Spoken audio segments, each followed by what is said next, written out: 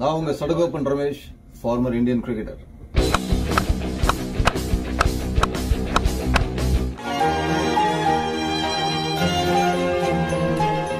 வணக்கம் சகோ. இன்னைக்கு நம்ம ரோஹித் சர்மாவோட அந்த ரிட்டையர்மெண்ட்டை பத்தியும் சிஎஸ்கே கொஞ்சம் பெருமூச்சு விட்டுக்கலாம் அப்படின்ற பத்தியும் நம்ம பேச போறோம்.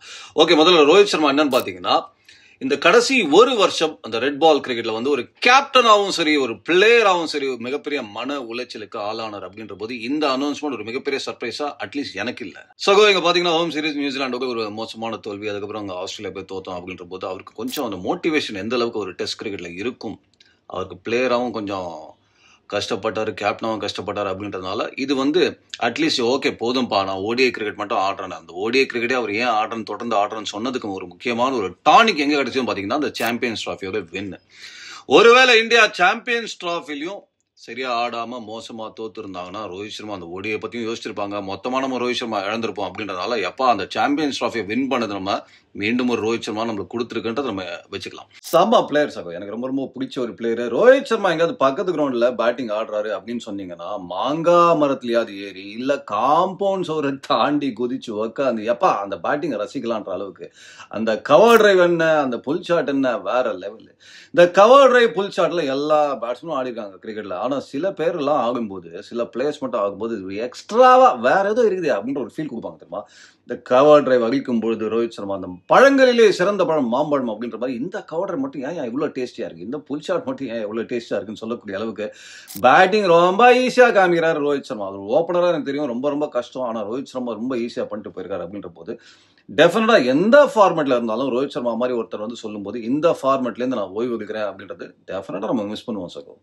அவர் இப்போ வந்து நான் சிறகடிச்சு பறக்க ஆசைப்படுறேன் அப்படின்ற மாதிரி ஒரு ஃபீலிங்ல இருக்காரு ரோஹித் சர்மா. நான் என்ஜாய் பண்ணி ஆடுறேன், அந்த பொதுவான ப்ரெஷரும் வேணாம். நீங்க அது வந்து இப்ப நான் ஐபிஎல்லும் கேப்டன் பண்றது இல்ல, இந்த டெஸ்ட் மேட்ச் நான் கேப்டன் பண்ணல, ஓடியை மட்டும் கேப்டன் பண்ணி அந்த ப்ரெஷர் மட்டும் நான் எடுத்துக்கிறேன், என்ன சிறகடிச்சு பறக்க ஒடுங்கியா கொஞ்சம் அப்படின்ற மாதிரி ஒரு ஃபீலிங் இருக்காரு. நம்ம வாழ்க்கையில எப்ப சிறகடிச்சு பறப்போம்னா சகோ, சுமக்கிறதுக்கு ஒண்ணுமே இல்லையா அப்படின்னு எல்லாத்துலயும் பறந்துட்டு இருப்போம். இல்ல ரொம்ப சுமந்துட்டேன், கொஞ்சம் இறக்கி வச்சுட்டு நான் ஃப்ரீயா பறக்கிறேன் அப்படின்ற ஒரு கட்டத்துல இருப்போம். இந்த செகண்ட் கட்டத்துல இருக்காரு ரோஹித் சர்மா. என்ஜாய் பண்ணுங்க ரோஹித் சர்மா. பட் எனவே அட்லீஸ்ட் ஓடிஐ கிரிக்கெட் நான் ஆடுறேன்னு சொல்லியிருக்காரு சகோ. ஒரு சூப்பர் ஸ்டார் வருஷத்துக்கு 3-4 படம் நடிச்சவர் இப்ப நான் ஒரு படம் தான் நடிக்க போறாங்களாம். ஓகே, அந்த ஒரு படத்துக்கும் வந்து பாக்குறேன் முட்டி மோதி அப்படின்னு சொல்லுவாங்களா, அது மாதிரி ரசிகர்கள் ஓடிஐ கிரிக்கெட் தான் ஆடுறீங்களே ரோஹித் சர்மா, அந்த பவர் பிளேல நீங்க போலர்ஸ் அடிச்சு நொறுக்கிறத நாங்க கண்டிப்பா வந்து பாக்குறோன்ற ஃபீலிங்ல தான் இருப்பாங்க.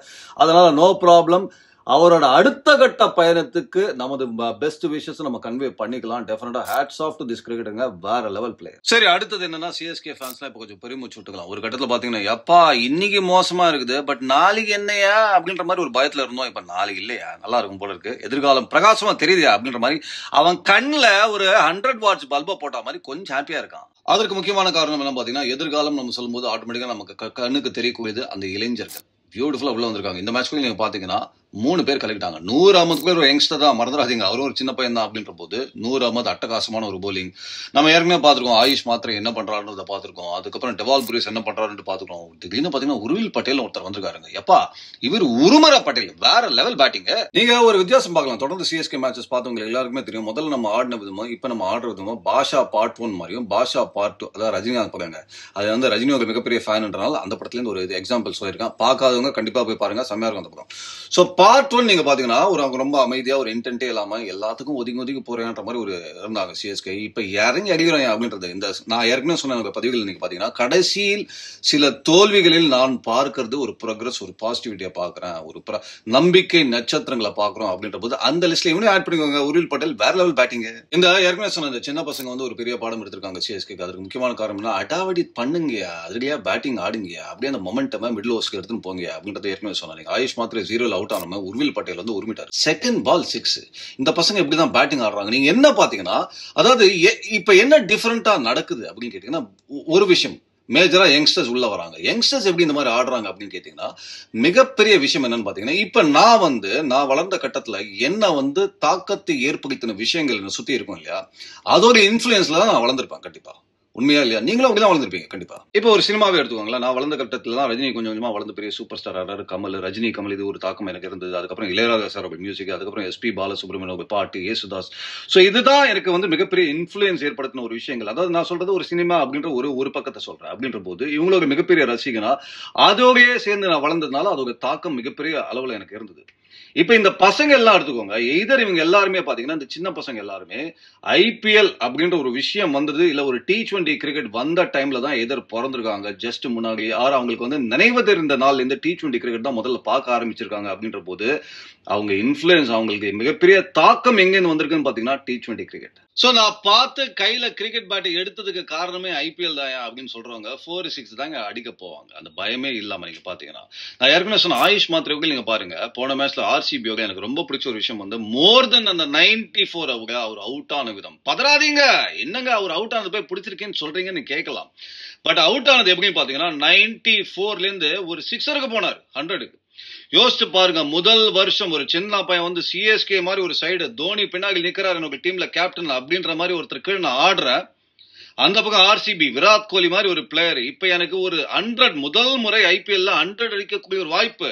யாரு? 2 பிக்கஸ்ட் சூப்பர் ஸ்டார்ஸ், இவங்களை பார்த்தானே வளர்ந்துருக்கேன் அப்படின்ற பொழுது இந்த 94ல இருந்து 100 எப்படி போலாம்னு யோசிக்கவே இல்லை. ஒரே பந்து அடிச்சா 6ல அவுட்டியா அப்படின்னு அந்த டீம் தான் என் பெருசு. அங்க நான் சில பந்துகளை எக்ஸ்ட்ரா எடுத்தனா டீமுக்கு ஒரு பாதிப்பு வரலாம்னு நினைச்சு ஆயுஷ் மாத்திரை அடிக்க போய் அவுட் ஆனாரு பாருங்க 94ல. அப்பயே மனசுல இடம் பிடிச்சாரு, வேற லெவல் இடம் பிடிச்சாரு. ஏற்கனவே இடம் பிடிச்சாரு, இப்ப வேற லெவல் இடம் பிடிச்சாரு ஆயுஷ் மாத்திரை. அதே மாதிரி தான் நீங்க பாத்தீங்கன்னா உர்வில் பட்டேல் வந்தவொடனே அப்பா எனக்கு முதல் மேட்ச் நான் ஏதாவது அவங்க எப்படி ஆடும் வந்தாரு, அடிச்சாரு, பட்டுதுன்னா வேற லெவல். இப்படிதான் நீங்க என்ன பார்க்க போறீங்க, இப்படிதான் நான் ஆட போறேன்ற மாதிரி டங்கு டங்கு டங்குன்னு விட்டார். நீங்க என்னன்னா நேத்தி நம்ம மேட்ச் வின் பண்ணதுக்கு முக்கியமான ரீசன் என்னன்னு பாத்தீங்கன்னா சகோ 36 பந்துல டெவால் ப்ரூயிஸும் உர்வில் பட்டேலும் சேர்ந்து 83 ரன் அடிச்சிருக்காங்க. அதுதான் மேட்சை திருப்பி ஒரு தருணம். அது அப்கோர்ஸ் முக்கியமான தருணம் எதுவும் பாத்தீங்கன்னா வைபவ் ஒருவராக 30 ரன் ஒரு டெவால் ப்ரூயிஸ் வேற லெவல் அட்டிங்க. இது என்ன நடக்குதுன்னு பாத்தீங்கன்னா பவர் பிளேல ஒருத்தர் புடிச்சு தள்ளுறாரு வண்டியை, இன்னொருத்தர் அப்படியே டேக் ஆஃப் மிடில் ஓவர்ஸ்ல இருக்கிறாரு. இதுதான் ரொம்ப நல்ல விஷயம். நீங்க பாத்தீங்கன்னா ஒரு ஆயுஷ் மாத்திரை ஒரு உர்வில் பட்டேல் அந்த ஸ்டார்ட்டை குடுக்குறாங்க, அங்க ஒரு டாப் கியர்ல யார் தூக்குறாங்க பாத்தீங்கன்னா டெவால் ப்ரூயிஸ் தூக்கின்னு போறாரு. இப்ப கரெக்டா இப்ப யோசிச்சு பாருங்க, அடுத்த வருஷம் எதிர்காலம் பிரகாசமா இருக்குன்னு நான் சொன்னதுக்கு முக்கியமான காரணம் என்னன்னு பாத்தீங்கன்னா அடுத்த வருஷம் டாப் ஃபோர்ஸுமா யோசிச்சு பாருங்களா.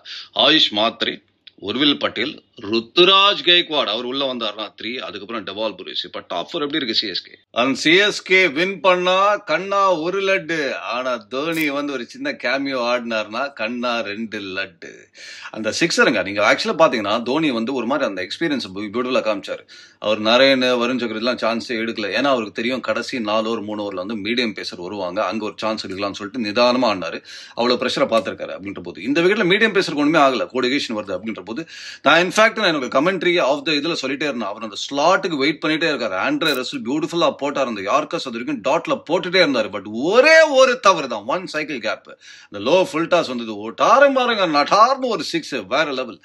இப்ப என்ன ஆகுதுன்னா சகோ இந்த யங்ஸ்டர்ஸ் உள்ள வர ஆரம்பிச்சிருக்காங்க, அதிரடி கொடுக்க ஆரம்பிச்சிருக்காங்க. இந்த சீனியர்ஸ் வந்து அங்கங்க அவங்க என்ன ரோல் பிளே பண்ண முடியுமோ அதை பண்றாங்க. இப்ப ஏன் நம்ம சொல்லணும்னா இப்ப நீங்க பாத்தீங்கன்னா என்ன பொறுத்த வரைக்கும் ஃபியூச்சர் ஐபிஎல் காம்பினேஷன் எப்படி இருக்கணும் பாத்தீங்கன்னா ஒரு குறைந்தபட்சம் 6-7 யங்ஸ்டர்ஸ், ஒரு 4 சீனியர்ஸ். இந்த யங்ஸ்டர்ஸ்ன்றது என்னன்னா சூப்பரான ஒரு வண்டி, ஃபெராரி மாதிரி ஒரு வண்டின்னு வச்சுக்கோங்க, சும்மா டாப் கியர் அடிச்சு தூக்கின்னு போகலான்றது. ஆனா அந்த சீனியர்ஸ் யாருன்னா அவங்க தான் ஜி மேப்ஸ்.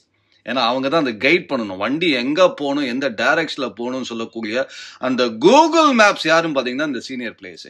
இந்த 2 காம்பினேஷனும் கரெக்டா ஒர்க் ஆயிடுச்சுன்னா நம்ம போற டெஸ்டினேஷன் என்ன, வெற்றி தான். சோ தல தோனி அந்த 6 அடிச்சோன்னு வேற லெவல்ல ஃபீல் பண்ணிருப்பான் சிஎஸ்கே ஃபேன் எல்லாருமே. நீங்க பாத்தீங்கன்னா அதுக்கப்புறம் அன்சுல் கம்போஜ் அவரையும் பாராட்டி ஆகணும். ஒரு சின்னதா ஒரு பர்ஃபார்மன்ஸ் பண்ணாலும் தேவையான பந்துல பண்ணிட்டு இருந்தாரு, ஒட்டாரங்க நட்டாரம் மிடான் மேல. சோ அந்த பையனுக்கு கொஞ்சம் பேட்டிங் எபிலிட்டியும் இருக்குன்ற போது யங்ஸ்டர்ஸ் சூப்பரா இருக்கு ஃபார் சிஎஸ்கே. நெக்ஸ்ட் இயர்ல டெஃபினட்டா தெரிப்பாங்க சிஎஸ்கே. எனவே வாழ்த்துக்கள் சிஎஸ்கே. மீண்டும் நான் சொல்றது நீங்க பாத்தீங்கன்னா இந்த இதுல இப்ப வின் பண்ணி என்ன சகோ அப்படின்னு சில பேர்லாம் சொல்லுவாங்க, இனிமே என்ன சகோ போயாச்சு அப்படின்ற. ஆனா ஒண்ணுங்க, வாழ்க்கையில இந்த சின்ன சின்ன வெற்றிகளை ரசிக்கிறதுக்கு கத்துக்கணும். சோ சகோ இந்த சின்ன வெற்றியை இப்போதைக்கு ரசிப்போம். நான் ஏற்கனவே சொன்ன மாதிரி எதிர்காலம் கொஞ்சம் பிரகாசமா தெரிய ஆரம்பிச்சிருக்கு அப்படின்றனால கொஞ்சம் பெருமூச்சு விட்டுக்கலாம். பட் எனவே வாழ்த்துக்கள் சிஎஸ்கே. அக்ரெசிவான இன்டென்டோட ஆட ஆரம்பிச்சிருக்காங்க, முயற்சி பண்றாங்க, அது பாக்குறதுக்கு சந்தோஷமா இருக்கு.